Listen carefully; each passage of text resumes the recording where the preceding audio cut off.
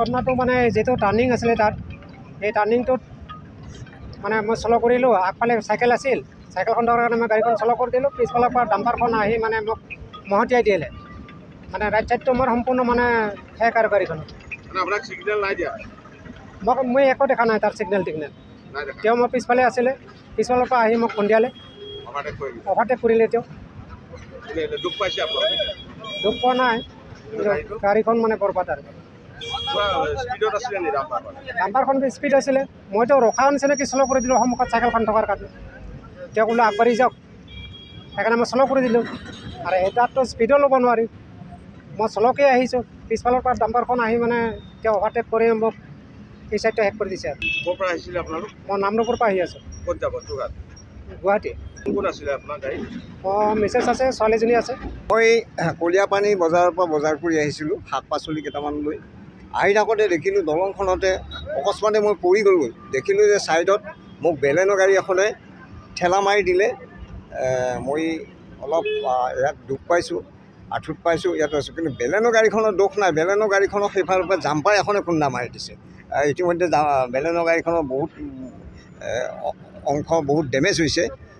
গতিকে কথা এইটোৱে জাম্পাৰবোৰ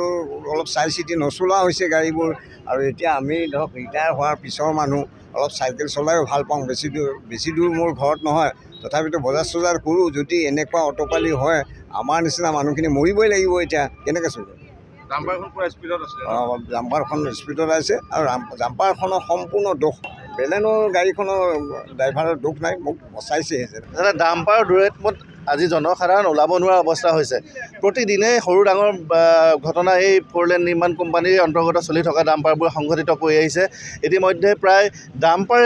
অকল ডাম্পাৰৰ জৰিয়তে প্ৰায় 10জনৰ ওপৰৰ মানুহ আমাৰ এই টিয়ক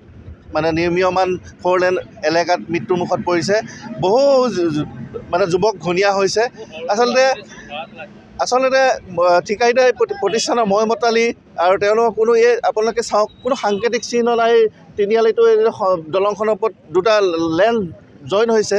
তাত কোনো সাংকেতিক চিহ্ন নাই ডিমাৰ্কেশ্যন নাই আপোনাৰ ইয়াত আমি পূৰ্বতে এক্সিডেণ্ট হওঁতে আমি কৰ্তৃপক্ষক জনাইছিলোঁ ঠিকাদাৰী প্ৰতিষ্ঠানকো জনাইছিলোঁ বিভাগীয় কৰ্তৃপক্ষকো আমি সংবাদ মাধ্যমৰ জৰিয়তে জনাইছিলোঁ ইয়াত যে আপোনালোকে পঢ়াৰ ব্যৱস্থা কৰক বা কোনো ৰক্ষী নিয়োগ কৰক আপোনালোকে নিৰ্দেশনা যেতিয়া নাই দিয়ে আপোনালোকে মানুহ নিয়োগ কৰক কিন্তু সকলো গালু বালু খোলাকটিৰ তাল আচলতে এই ঠিকাদাৰী প্ৰতিষ্ঠান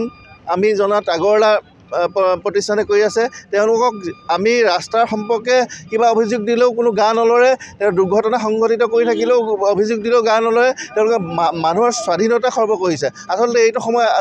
স্কুল কলেজ অফিচলৈ ওলাই অহা সময় এই সময়খিনিতে আপোনালোকৰ প্ৰতিদিনে ইয়াত যান জঁটৰ সৃষ্টি হৈ আহিছে কিন্তু তেওঁলোকে প্ৰতিদিনে মানুহ ইয়াৰ স্কুলৰ টাইম পৰ্যন্ত সলাই দিবলগীয়া হৈছে এই ৰাস্তাৰ কাৰণে গতিকে তেওঁলোকে মানে যিটো মানুহৰ ব্যক্তি স্বাধীনতা খৰ্ব কৰিছে এই নিশ্চয় ডাম্পাৰে ইতিমধ্যে 10জনৰ ওপৰত ডাম্পাৰে খুন্দিয়াই মানুহ মাৰিছে আৰু প্ৰায় মানে 20তকৈ অধিক মানুহ ঘূণীয়া কৰিছে আপোনালোকে এই ডাম্পাৰক আপোনালোকৰ সংবাদ মাধ্যমৰ জৰিয়তে আমি কৰ্তৃপক্ষ যোৰহাট জিলা প্ৰশাসন আৰু বিভাগীয় মন্ত্ৰীলৈ অনুৰোধ জনাইছোঁ যাতে এই দিশত আপোনালোকে এক কঠোৰ পদক্ষেপ গ্ৰহণ কৰি ঠিকাদাৰী প্ৰতিষ্ঠানক এই যিটো যান জঁট নিয়ন্ত্ৰণ বা পথৰ নিৰ্দেশনাৰ বিষয়ে